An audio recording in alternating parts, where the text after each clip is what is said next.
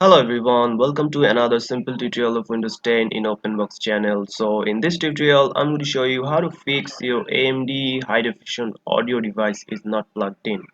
So for this error, I'm going to show you a method to hopefully solve this problem. So first of all, you just have to go to Start menu, right click on it, and then you have to go to the device manager here.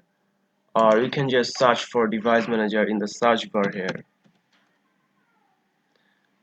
Click and open device manager. After opening the device manager, you have to go to the sound video game controllers, expand that option, and you can see there's an option called Realtek high definition audio. So in your case it would be AMD high definition audio.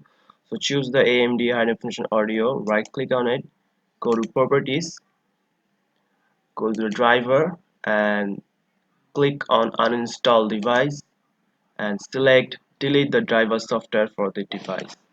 So after deleting, click on uninstall. So after click on the uninstall AMD high definition audio, you just have to restart your computer and hopefully that will resolve your problem.